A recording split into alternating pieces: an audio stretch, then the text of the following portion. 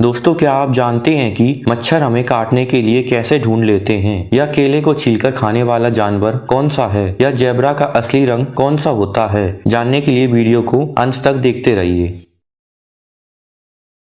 दोस्तों, आकाशीय बिजली गिरने के बारे में तो हम सभी जानते हैं, पर क्या आप जानते हैं कि जब आकाशीय बिजली गिरती है तब आकाशीय बिजली का तापमान सूर्य के तापमान का लगभग 5 गुना होता है।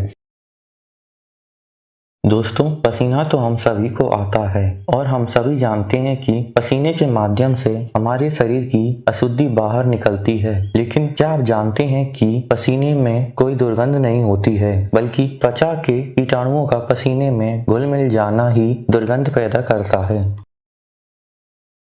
दोस्तों, गाने तो हम सभी सुनते हैं और गाना सुनना हम सभी को पसंद भी होता है।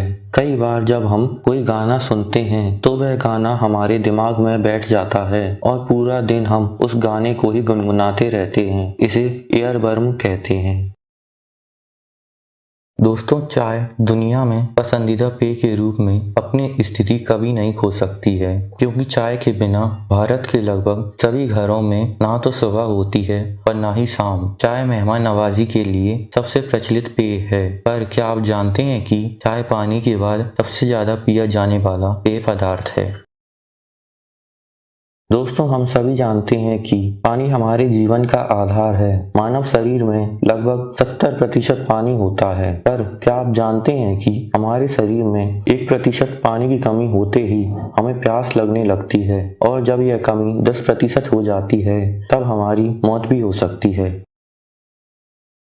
दोस्तों, जीभ के माध्यम से ही हम भोजन के स्वाद को चख पाते हैं। हमारे पूरे शरीर की तुलना में जीभ के घाव बहुत जल्दी ठीक हो जाते हैं। पर क्या आप जानते हैं कि जिस प्रकार हर इंसान के फिंगरप्रिंट अलग अलग होते हैं, ठीक उसी प्रकार हर इंसान के जीभ के प्रिंट भी अलग अलग होते हैं। दोस्तों, हमारे घर में या आसपास में जो मक्खियाँ होती हैं वह इंसानों को बेहद परेशान कर देती हैं और इनसे कई तरह की बीमारियां भी फैलती हैं, क्योंकि इनमें कई तरह के बैक्टीरिया मौजूद होते हैं। हम सभी जानते हैं कि जब हम किसी मक्खी पर किसी चीज से हमला करते हैं तो वह हमले से पहले ही उड़ जाती है, क्योंकि मक्खियों को अपने ऊपर आने वाले जोखिम की जानकारी 100 मिलीसेकंड में पता चल जाती है।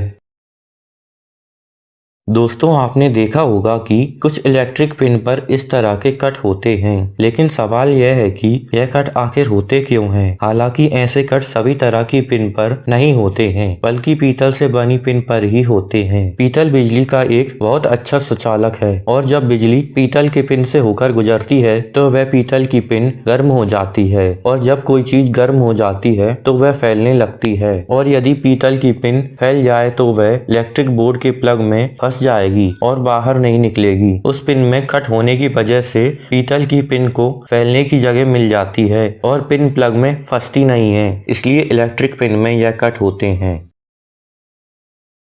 दोस्तों, हम जानते हैं कि हर जानवर की अपनी एक अलग खासियत होती है, लेकिन बंदरों को अपनी होशियारी के लिए जाना जाता है। कहते हैं इनका दिमाग बिल्कुल इंसान की तरह काम करता है, और इनकी खाने पीने की पसंद और तरीका भी बाकी जानवरों से अलग होता है। बंदरों को केले बहुत पसंद होते हैं, और बंदर मनुष्य के अलावा एकमात्र ऐसा प्राणी है जो केले को छीलकर खाता है।